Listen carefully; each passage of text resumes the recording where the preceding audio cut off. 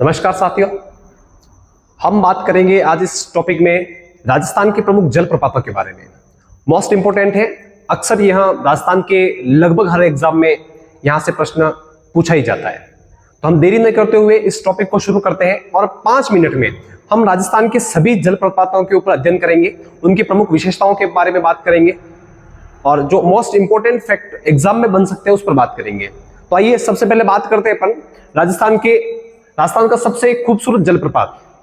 राजस्थान का सबसे खूबसूरत जलप्रपात है चूलिया जलप्रपात। चूलिया जलप्रपात जो कि चित्तौड़गढ़ में है।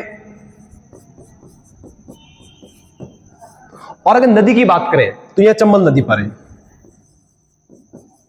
प्राकृतिक रूप से बहुत ही सुंदर जलप्रपात है ये, और यह चूलिया जलप्रपात जो चंबल नदी इसका निर्माण करती है।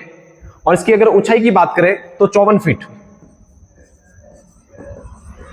यानी कि 18 मीटर इसकी ऊंचाई है।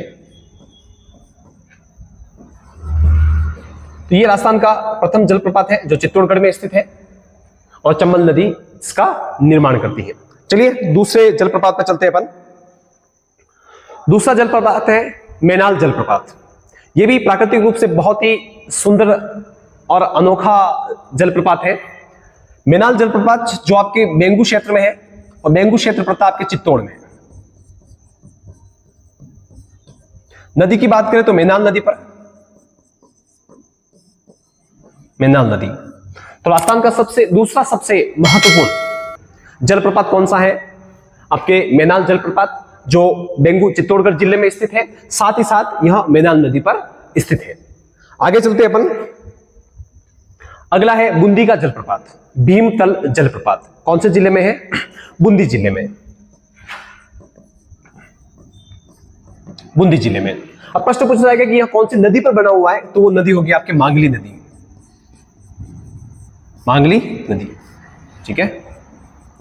राजस्थान का तीसरा और सबसे इंपोर्टेंट की श्रेणी में भी इसको रख सकते हैं, भीमतल जलप्रपात बूंदी जिले में।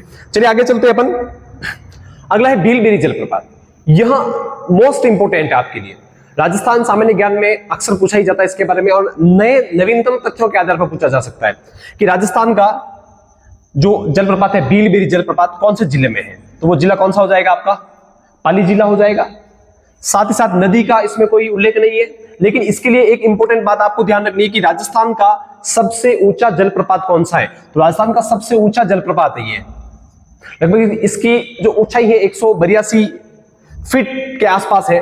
तो ऊंचाई की बात करें अपन 182 फीट, और इससे ऊंचा और राजस्थान में कोई जलप्रपात नहीं है, इसलिए यह राजस्थान का सबसे ऊंचा जलप्रपात है।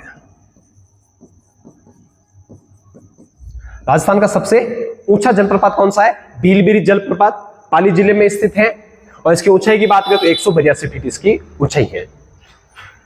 आगे चलते हैं अपन। अरना झरना जलप्रपात। अरना झरना जलप्रपात देखिए एक तरह से शुष्क जलप्रपात कह सकते हैं इसको, तो शुष्क की श्रेणी में रखेंगे इसको अपन, शुष्क जलप्रपात। कौन से जिले में है? तो जिले बात करें अपन जोधपुर। अरना झरना जलप्रपात शुष्क जलप्रपात की श्रेणी में आता है, बारिश की ऋतु में ही मुख्यतः चलता है, और यह जोधपुर जिले में स्थित है। अगले दो जलप्रपात की बात करेंगे अपन। एक बात करेंगे बेरी गंगा और एक बात करेंगे अपन पांडुपोल। बेरी गंगा जलप्रपात, अब जो 4-5 जलप्रपात बचे इनके सिर्फ जिले याद रखने हैं आपको। तो बेरी गंगा जलप्रपात जो है आपके जोधपुर जिले में, जोधपुर जिले में। और पांडुपोल जलप्रपात की बात करते हैं अपन सरिस्का अभयारण्य में, तो ये हो जाएगा आपके अलवर में। तो दो इंपोर्टेंट जलप्रपात आपके सामने और है, बेरी गंगा जलप्रपात जोधपुर और पांडुपोल जलप्रपात अलवर। आगे चलते हैं अपन। अंतिम 2 जलप्रपात बचे हुए हैं। एक जलप्रपात है आपका दीर जलप्रपात और एक है दमोह जलप्रपात। दीर जलप्रपात की बात करते हैं अपन, तो ये भरतपुर जिले में है, काकुंड नदी पर। भरतपुर जिला है। और अगर नदी की बात करें काकुंड, काकुंड नदी। और दमोह जलप्रपात ये आपके धौलपुर जिले में है। तो ये कुल 9 जलप्रपात आपको याद रखने हैं राजस्थान में। प्रथम जलप्रपात पढ़ा हमने चूलिया जलप्रपात चित्तौड़गढ़, दूसरा पढ़ा हमने मेनाल जलप्रपात बेंगू चित्तौड़गढ़ में, उसके बाद भीमतल पढ़ा जो आपके बूंदी जिले में है, उसके बाद हमने भीलबेरी पढ़ा जो आपके पाली जिले में है, उसके बाद हमने अरना झरना पढ़ा, अरना झरना जलप्रपात जो आपके जोधपुर में है, उसके बाद में हमने बात की है दीर जलप्रपात भरतपुर में और दमोह जलप्रपात धौलपुर में, और उससे पहले हमने बात की है कि बेरी गंगा जलप्रपात जोधपुर में और पांडुपोल जलप्रपात अलवर में। तो ये 9 जलप्रपात मुख्य रूप से राजस्थान में आपको याद रखने हैं। मिलते हैं हम अगली क्लास में और इसी तरह के कुछ शॉर्ट ट्रिक और छोटी छोटी क्लासों के माध्यम से अपन राजस्थान के मोटे मोटे टॉपिक कवर करेंगे। धन्यवाद। तब तक के लिए आप इस क्लास को शेयर कीजिएगा, अधिक से अधिक जुड़ने का प्रयास कीजिएगा। धन्यवाद।